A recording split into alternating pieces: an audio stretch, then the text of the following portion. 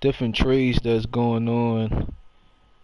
Let me just go ahead and check my audio real quick. Just give me a few seconds. Let me see.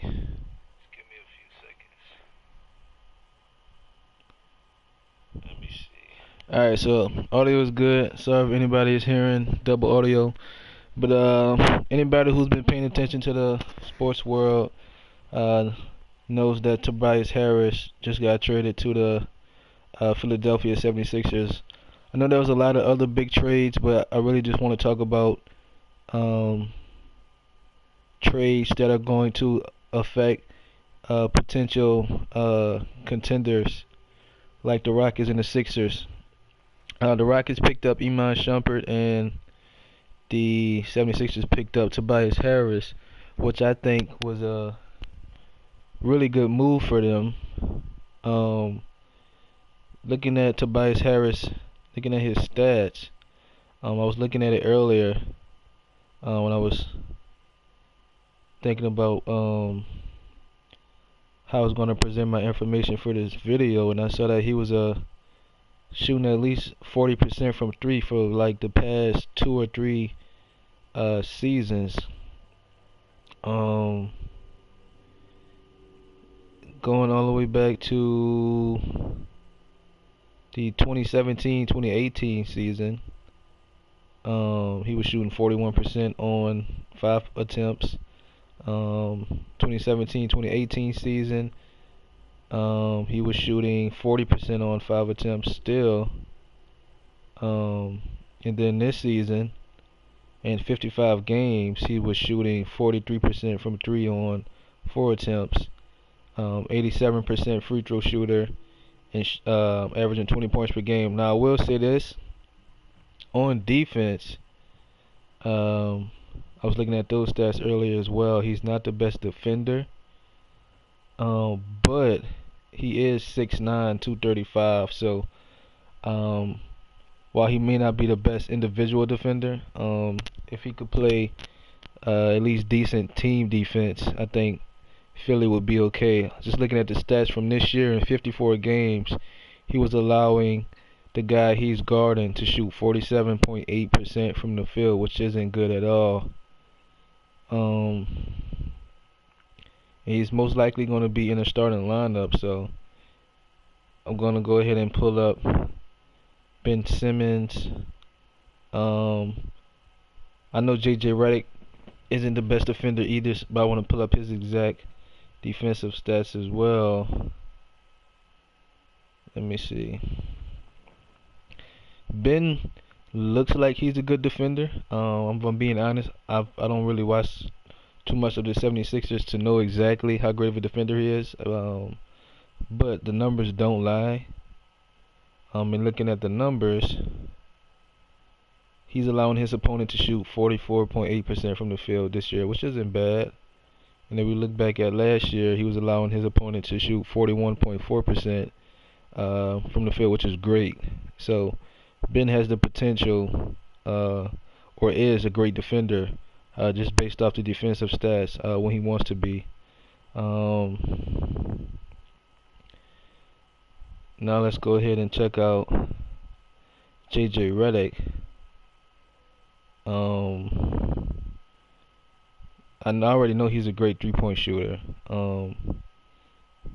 but as far as the defense, I'm pretty sure he's not that great of a defender either. He's 6'4", 200 pounds.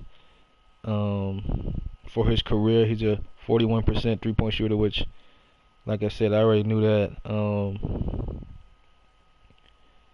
But looking at the defensive stats, I'm just waiting for him to load up on my phone. Well, he's actually playing pretty solid defense this year. He's allowing his opponent to shoot 43.6% from the field, which isn't too bad. Last year, he was allowing his opponent to shoot 44% from the field. And in the 2016-2017 season, he was allowing his opponent to shoot 48% from the field. So I guess JJ can play solid defense when needed. Let let me try to check playoff stats. And in the playoff, he was allowed in the 2017-2018 season, he was allowing his opponent to shoot 47% from the field, which isn't very good. Let me check my audio one more time. All right, so audio is still good.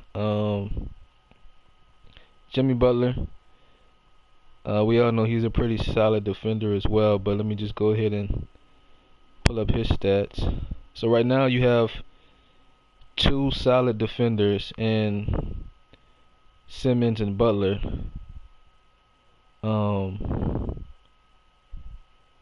Let me see. Give me a few seconds to let it load up. Let me see. So Jimmy is allowing his opponent to shoot 47% from the field this season, which isn't very good at all. Last year he was allowing his opponent to shoot 44% from the field, which is better. In the 2016-2017 season, he was allowing his opponent to shoot 42% from the field. So we know Jimmy has the capability of playing good defense, but just based off what I'm seeing right now on his stats, in the 2013-2014 season, he was allowing his opponent to shoot 41% from the field on 11 attempts. But almost every other season, he was allowing about 45 to 46%, which isn't that good. But if I go ahead and check the playoff stats,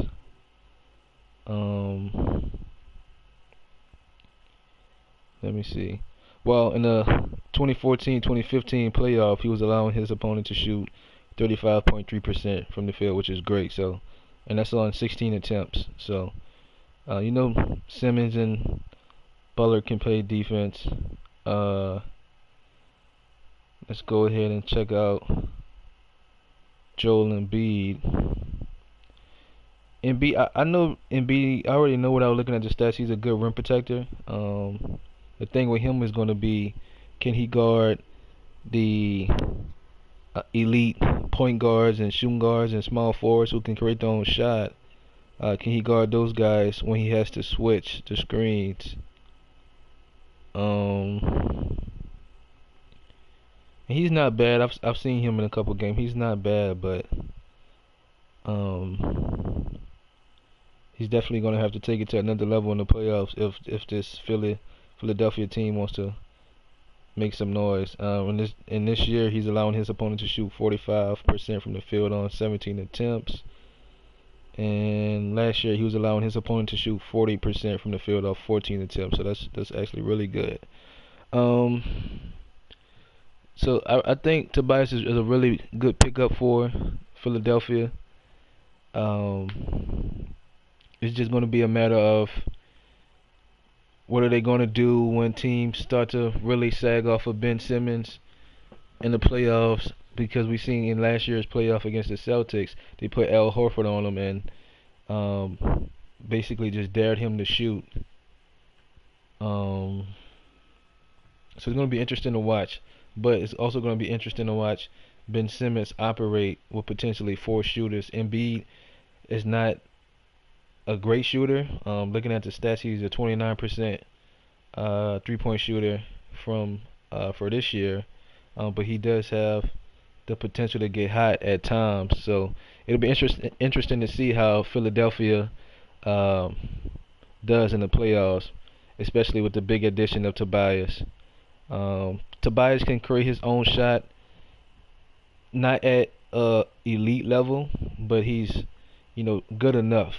He's an extra guy who can create their own shot. So you have Embiid who can get his shot. You have Simmons who can get his shot.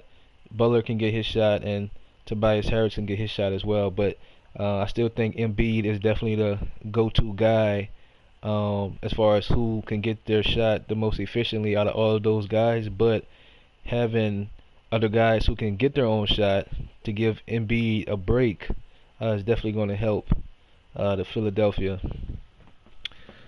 Another big trade, so to say, was that the Rockets picked up Iman Shumpert. Um, I'm not really sure how this is going to work for the Rockets. 'Cause just looking at Shumpert's 3-point percentage and defensive stats, um, this season with the Kings, he was shooting 36% from three, which isn't bad, but he's a career 34% three-point shooter. And looking at the defensive stats, which is something I was surprised to see, um, in this season he was allowing his opponent to shoot 45% from the field, which isn't great, but it isn't bad either. Um, but last year in the 2017-2018 season, he was allowing his opponent to shoot 51% from the field.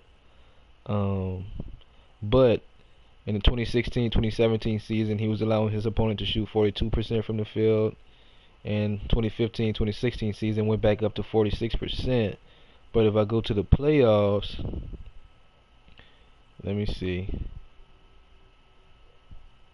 In the playoffs, it's only on 5 attempts, but 2016-2017 season in the playoffs, he was allowing his opponent to shoot 32% from the field, which is definitely a big change, even though it's only 5 attempts. But in the 2015-2016 season in the playoffs, on 5 attempts, he was showing allowing his opponent to shoot 49% from the field. So Shumpert definitely has the ability to play defense if he wants to. And I think with him going to the Rockets, a team that's can potentially be a contender in the West, depending on Chris Paul and the health of Chris Paul and Clint Capella and just how hot they can get from three. Shumpert can be a good pickup, but he could potentially just be, you know, a waste. It just all depends how his mindset is, in my opinion. If he, wants to compete for a championship, or if he's just kind of going with the flow and, just trying to get his NBA money, play a few minutes, and make rap songs. So I know there was a lot of other trades and players swapping teams. Reggie Bullock went to the Lakers, which, let me look at his stats before I give an opinion on how he can help the Lakers. I know he's another 3-and-D guy.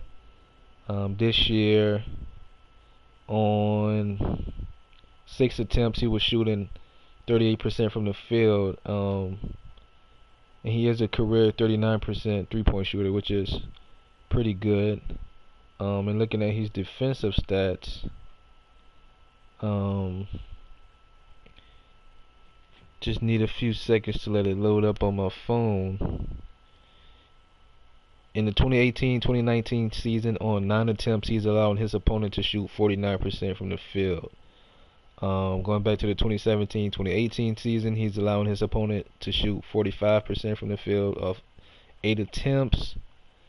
And in the 2016-2017 season, on 5 attempts, he was allowing his opponent to shoot 40% from the field. So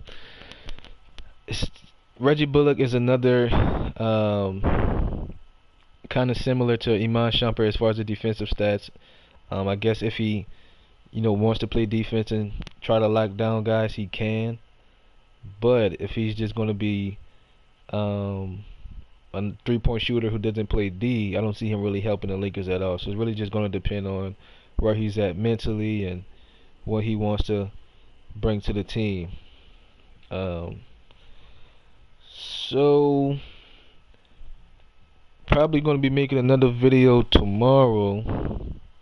Just going to depend on if Anthony Davis gets traded in the wee hours of the morning, or I might not make one if he doesn't get traded. But if there's another big trade, I'll definitely be making a video and speaking on it and giving my thoughts, and we'll go from there.